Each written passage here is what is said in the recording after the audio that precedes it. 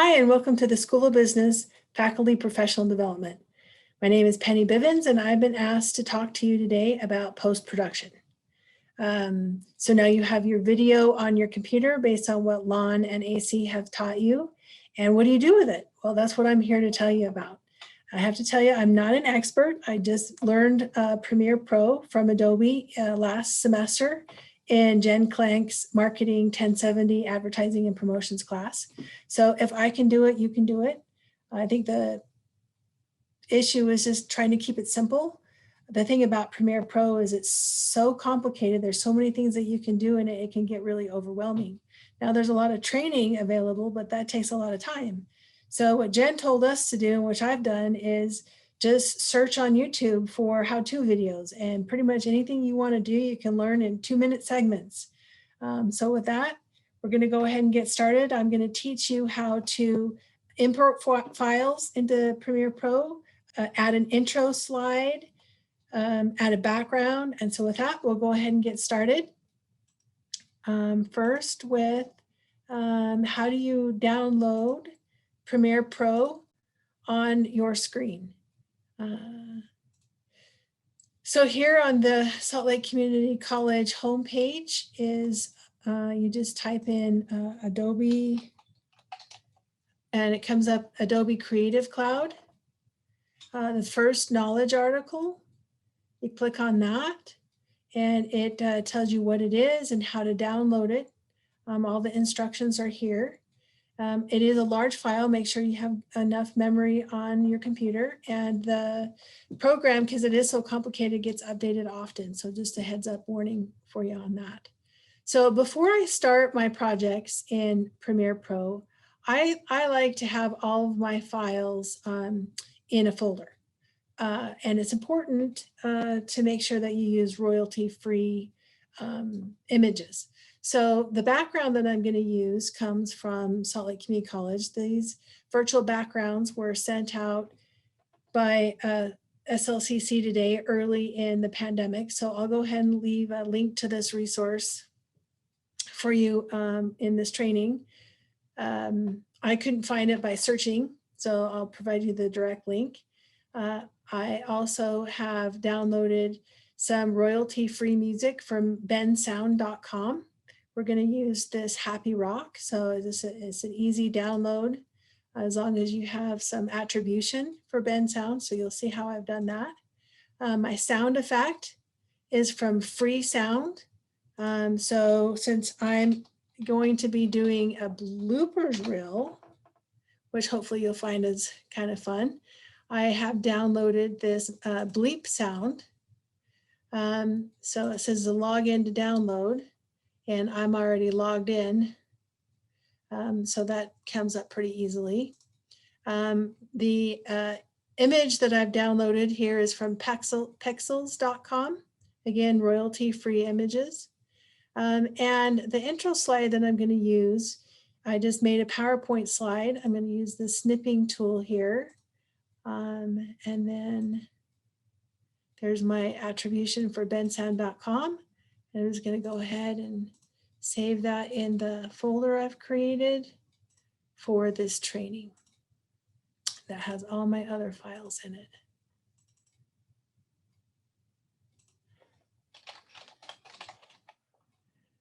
Okay. So I should have everything I need now. I've got my video that I shot in the innovation room, so it's on the green screen, my sound effect, my background, my music, a couple of images. Okay, and with that, I already have Adobe downloaded on my computer. So I'm going to go ahead and open the project. Now, it takes a minute for this to open because it is such a big program. And just as an aside, storyblocks.com is a great resource if you want little clips of videos that are royalty-free as well. Okay, so we're going to start a new project. I'm going to name this bloopers intro. I'm going to go ahead and I'll put that in the right folder there. Okay, and I'll go ahead and save that.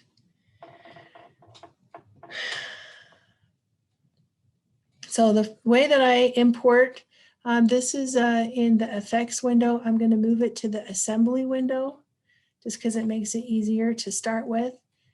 File, and you go here to import. I'm going to go import my video. I'm going to go ahead and then drag my video over here to my timeline. And that provides a sequence. Now these buttons here help see how the video clip. And so you drag it this way and you can see more of the details in the audio. And these, you can drag these too so you can see that. And you can see I've got a video track and an audio track. The first thing that you want to do is check your audio. And so listen to it. It's best to do this with headsets. You want to look over here at this graph to make sure that it doesn't get up here in the red. I was going to say, is it ready? And go over here to your audio effects. And you can go down to noise.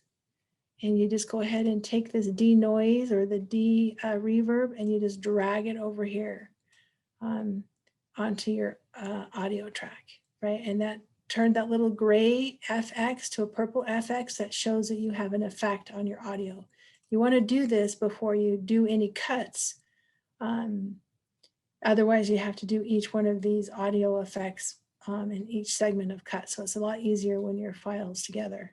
The other thing that you're going to want to do is come over here to your essential sound and make sure your clip is selected, and you want to mark this as dialogue.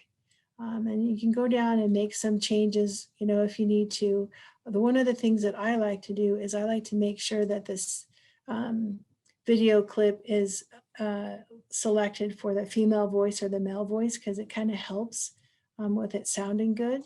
But there's clip volume and there's, you know, other things that you can do with that setting. But those are the two main things that I like to do with the sound before I get going. And so the background, I'm going to move my video file up a layer so that there's a gap, because you want the background at the very bottom, and then you layer the things on top of it. The other thing is I'm going to go ahead and add an intro slide. So I can select both of my audio and video tracks. I want to make sure they're together so they don't get decoupled. And I'm just going to move it over so I have some room for a little intro slide. Okay, so that's what we've got going there. So now what we're going to do is I'm going to show you how to add a background. So I've gone ahead and downloaded the background here. All right, well, I'll just go to the assembly section because for some reason my scroll didn't work. And I'll take the background and I'll just move it over here. Now doesn't look very big. I'm going to go back to my effects tab. And so what I want to do is I want to take this and stretch it so I can actually see it. Now I know that I'm going to want my background in the entire video. So I'm just going to stretch it the entire time to the end. Your full video clip. And here we are now. We're going to go ahead and select the video. And you want to come over here. We're going to close this essential sounds. We're going to go to the effects menu. We're going to go to video effects. We're going to find the key. And I use the color key. Other people use the ultra key. But when you record in the innovation room, the green is fairly uniform and the lighting is, you know, a few shadows. So for me, the color key works good.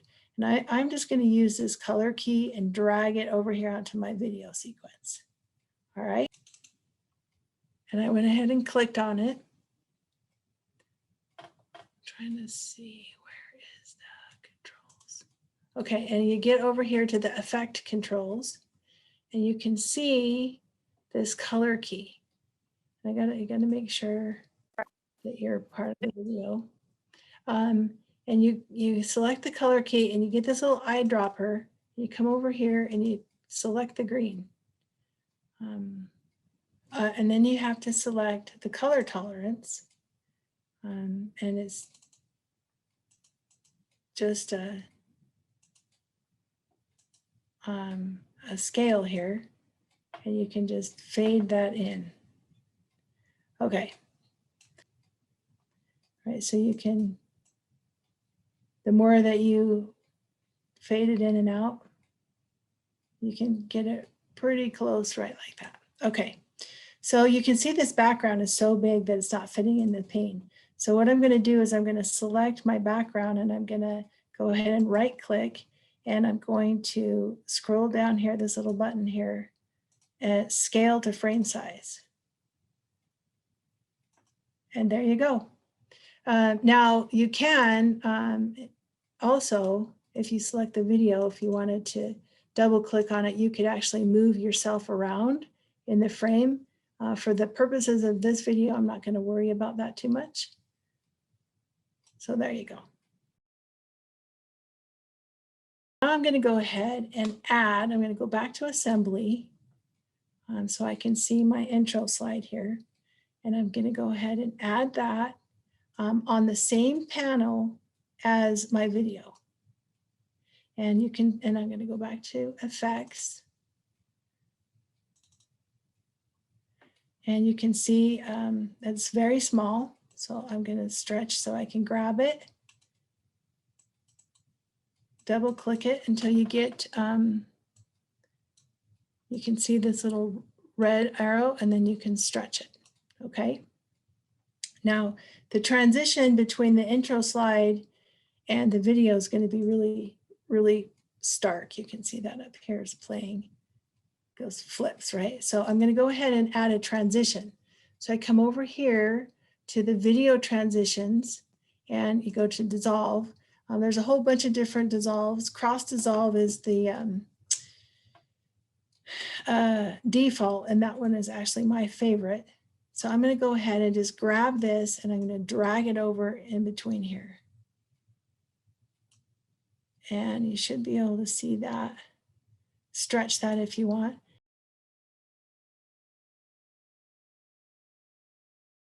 So it comes up here and you can go ahead and take it like this and move it. So you can stretch it. You want it to be on both sides of the intro slide and the video, okay? So if you're wondering what this yellow and this red, this basically means you've edited this and this hasn't been rendered. So don't worry about that very much. Okay, so we're gonna see the difference with the cross dissolve now. There we go, and it just fades into that. Okay. So we're going to go ahead and I'm just going to move this video here. Again, the image is too big, so I just right click on it, scale to frame size. Double click and I can stretch it.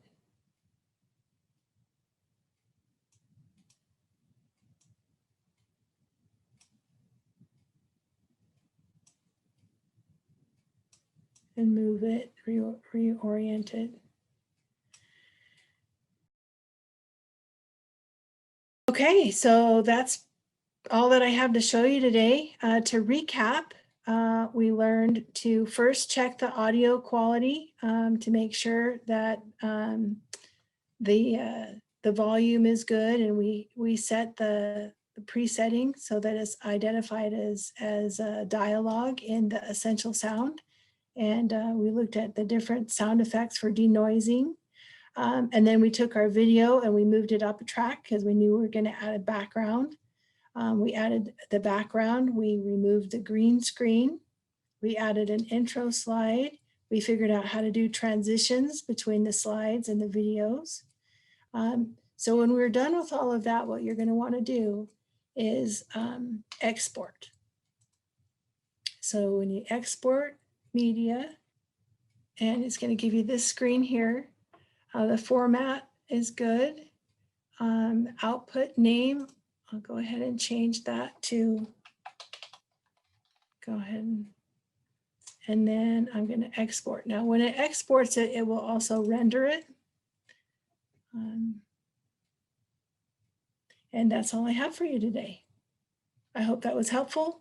I'll leave some links available for the training, and have a great day.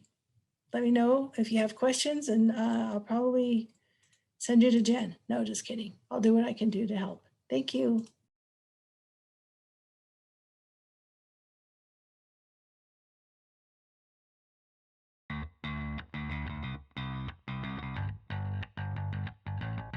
I was gonna say, is it ready? Like, start right now? Is the camera rolling? All right. Companies, grow thriving cultures.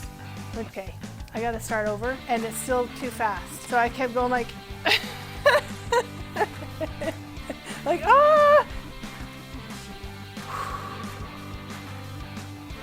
Now it's too slow. Is there any way that I can check that I'm standing in the right place? I mean, you didn't have me check you, and you stood in the right place. Okay.